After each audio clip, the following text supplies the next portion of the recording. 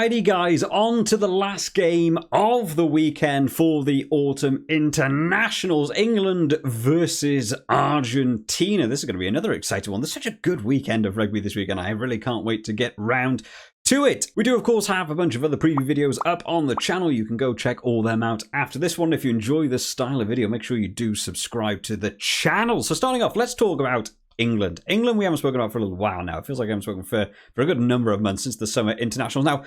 Now win rate for England over the last year or so has been a little bit sort of wibbly wobbly. They're sort of winning about half. So they beat Tonga around this time last year, 69-3. They beat Australia and they just squeezed past South Africa by 1 point in those November internationals last year.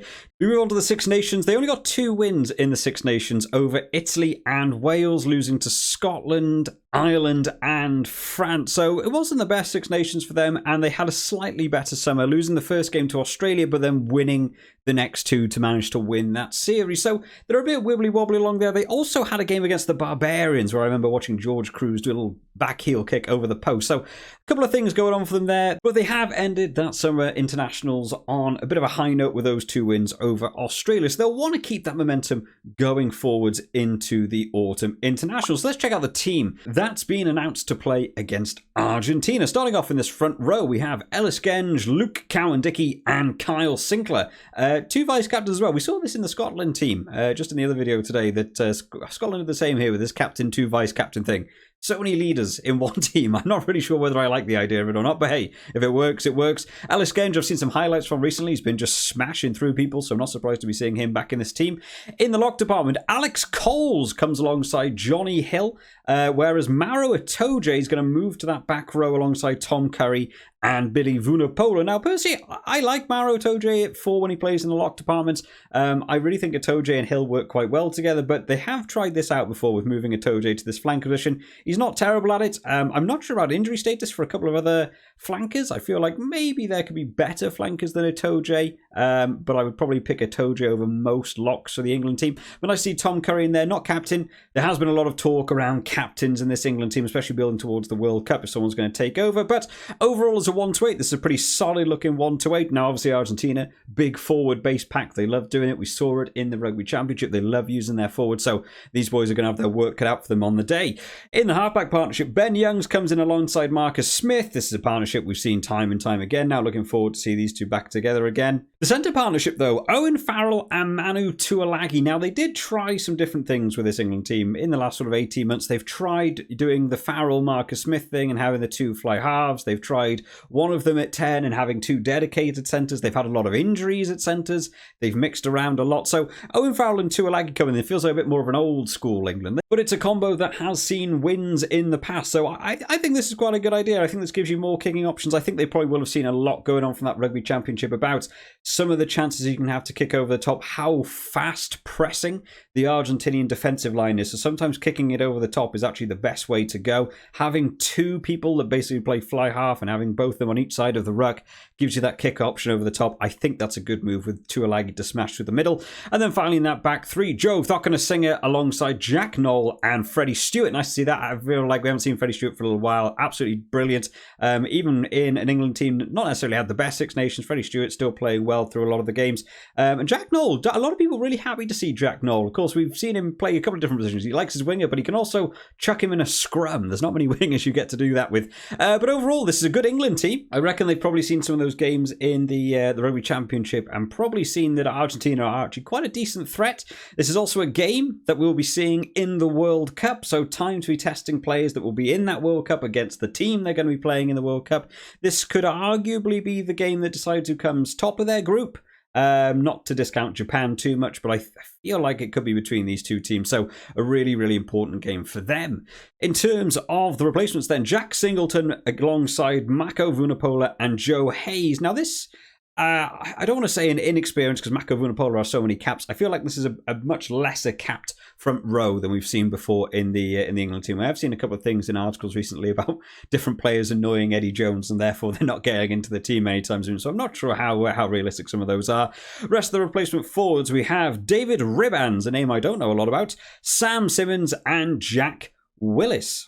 Now, Jack Willis, to me, when I think of him, I think of a flanker, so it's quite weird that they've ordered them this way around. I think of Sam Simmons at number 8, I think of Jack Willis at number 9. I probably would have swapped them around in the shirt number. It doesn't make a great deal of difference. But more importantly, 6-2 split on the bench. We know what that means. We could be seeing a lot of forward action in this game, and most likely it's what you want to be doing against Argentina. They love their scrums, they love their mauls. If they get on the front foot in those forward games, they do really punish you. We saw it happen to New Zealand, and New Zealand have got a good scrum, so, you know, it's not a discount at all. And then in the replacement backs, we have Jack Van Portvier, slowly, hopefully getting that lad's name sort of correct, and finally Henry Slade. Henry Slade's probably good cover here, to be fair, can go in that centre. I think he can also play at fly half, but I feel like if there was an injury there, they would probably bring Henry Slade on and move Owen Farrell to 10 if there was an injury to Marcus Smith, or I doubt he'd come on there. But he's a fast lad as well, probably nothing with going on a wing if there was an injury to the winger. So overall, I think that's some good coverage. I think that's a pretty good England team.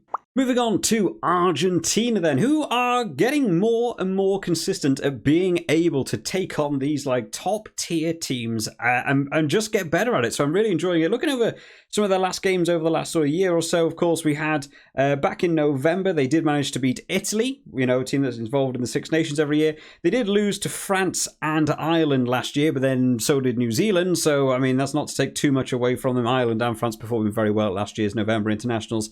Summer internationals, they beat Scotland 2 out of 3 times, so they had a pretty good win rate there. We also saw them play in the Rugby Championship, where they beat the likes of Australia and New Zealand. They didn't manage to beat South Africa in either of those games, but they certainly looked pretty good for the majority of the time we got to see them. So they'll be feeling confident going into this one. Why not? If you can take on some big teams and you can beat them, there's no reason you can't do this. If they want to be progressing in that World Cup, this is the team to beat. You've got to be beating England. You've got to move on. You've probably got to beat an Australia or a Wales. You might be seeing teams like New Zealand, South Africa, France. All these teams could be in the final. You know, you've got to be able to beat the big boys if you want to get to that world number 1. So taking a look at the team that's been announced, we have Gallo, Julian Montoya, and Francisco Gomez Quadella. Of course, this is a front row we saw. A lot of mix-up throughout the Rugby Championship. They didn't really settle for one. They really like switching around these props. I don't think they've necessarily got that settled yet. One area they do seem to have pretty settled is in this lock department. Alemano and Lavanini,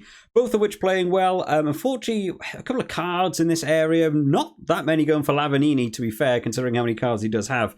But the lock department, from what I remember of the Rugby Champion, casting your mind back, I think the line out for them was working really nicely. They actually got a lot of games that's working well. A couple of issues when playing at home tended to just come from the amount of wind that was going on in the Argentinian stadium, but I think their line-out's looking pretty decent, so going to be a key area to get involved with, especially against this England team.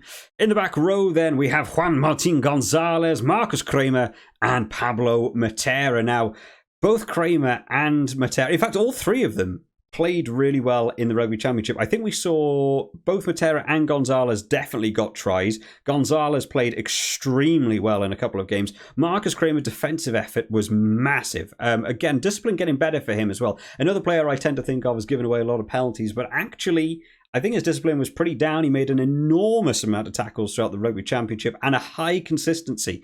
Very, very few missed. So that's what you want to be seeing from these back rowers, just absolutely getting involved and absolutely smashing some lads on the pitch.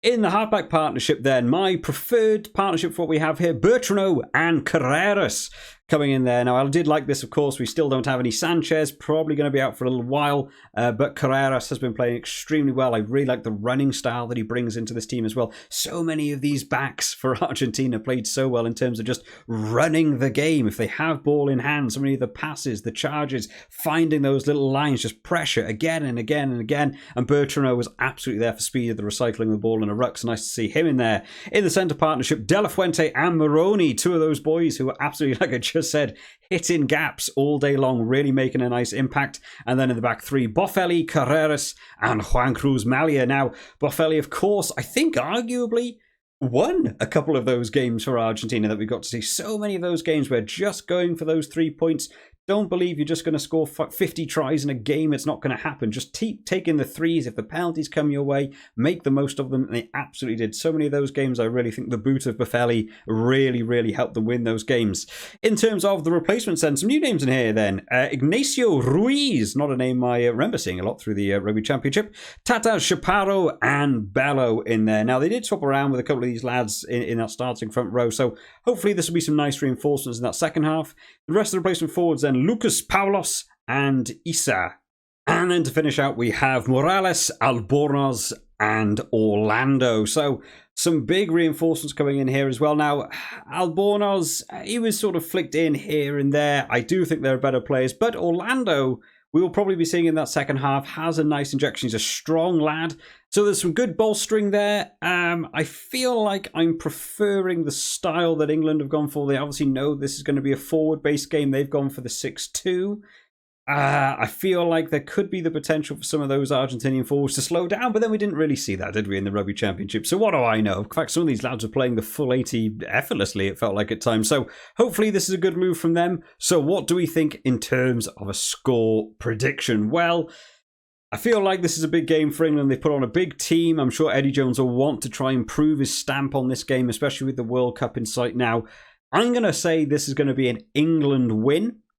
And I'm going to say England to win by 9, I think is going to be my prediction. But of course, guys, make sure you do drop down your thoughts on the game down in the comment section, what you think the score will be, and make sure you do put your scores up on the Super before the weekend. Now, this game's on Sunday, but of course, you have to lock in these sorts of results by Saturday for the other games as well. So make sure you get that one done. If you enjoyed this video today, remember to leave it a like, and to keep up to date with all of the latest videos, remember to subscribe to the channel to catch up with some match reports that will come out on the weekend.